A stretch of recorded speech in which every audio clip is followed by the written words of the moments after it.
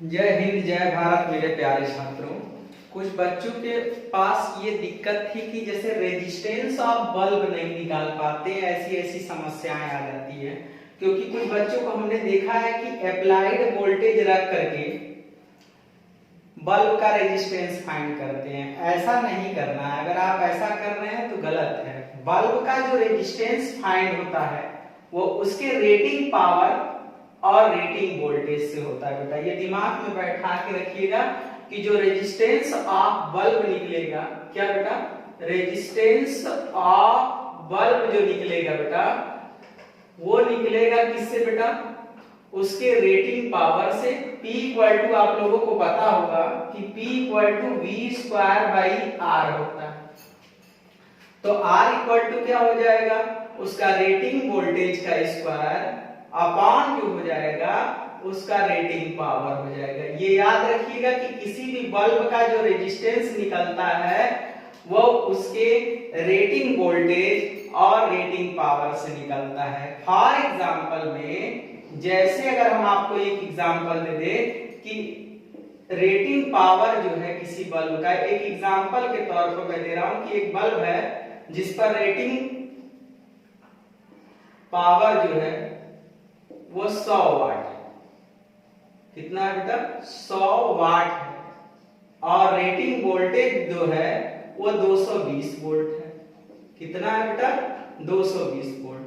और इसके साथ हमने एक अप्लाइड वोल्टेज लगा दिया 110 वोल्ट का।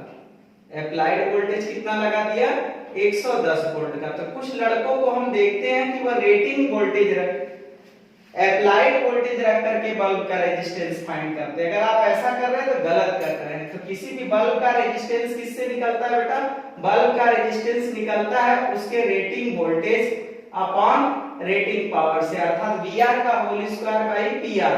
अब यहाँ पर VR का होल स्क्वायर मतलब 220 गुणे 220 हो जाएगा और अपॉन जो हो जाएगा रेटिंग, ये 100 है, 100 वाट है, तो ये कट जाएगा। तो 484 ओम का क्या हो जाएगा बेटा, यहां पर 484 ओम का रेजिस्टेंस होगा। This is the resistance of bulb, this is the resistance, क्या है बेटा, रेजिस्टेंस ऑफ बल्ब है बेटा।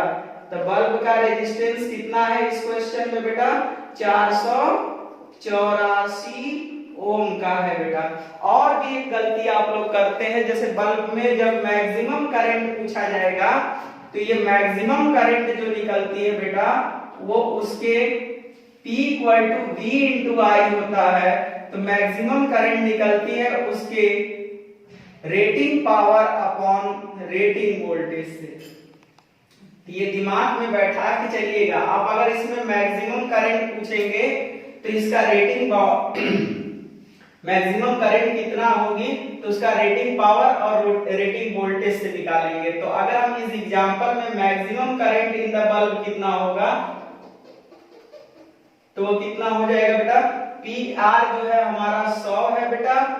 अब यहाँ पर VR कितना है बेटा, 220। अब यहाँ पर हम निकालेंगे तो 5/11 एम्पियर की मैक्सिमम करंट जा सकती है इस बल्ब में। इससे ज्यादा देंगे तो फ्यूज हो जाएगी बेटा। अब यहाँ पर करंट अगर पूछा जाएगा कि करंट सेल के थ्रू कितना जाएगा तो ये दूसरा होगा।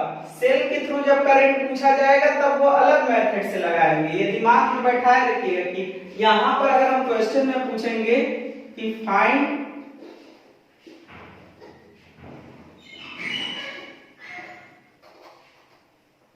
Bye the cell or battery, अगर हम पूछेंगे तब यहां पर मैटर क्या होगा, इसके थ्रू जब हम पूछेंगे तब आप यहां पर यूज कर सकते हैं अप्लाइड वोल्टेज का। अदरवाइज आप अप्लाइड वोल्टेज का यूज नहीं करेंगे। तो आप यहां पर अप्लाइड वोल्टेज का यूज करेंगे तो कितना करंट जा सकता है, V इक्वल टू IR से। तो 110 वोल्ट का अप्लाइड वोल्टेज हो गया। अब यहाँ पर I इंटू R की वैल्यू 484। अब ये करंट जब आप निकालेंगे तो ये करंट कौन भेज रहा है, ये करंट भेज रहा है कौन, जो सेल या बैटरी लगी है वो भेज रहा है। और ये करंट कितना मैक्सिमम करंट ले सकता है बल्ब, ये शो कर रहा है। अगर ये वैल्यू इससे ज्यादा हो जाएगी तब तो बल्ब फ्यूज होगा, अदरवाइज बल्ब फ्यूज नहीं होगा। तो इस तरीके से आप लोगों को हमने समझा दिया कि बल्ब का रेजिस्टेंस हमेशा अप्लाइड वोल्टेज से ना निकाल करके हम लोग रेटिंग पावर और रेटिंग वोल्टेज से निकालते हैं।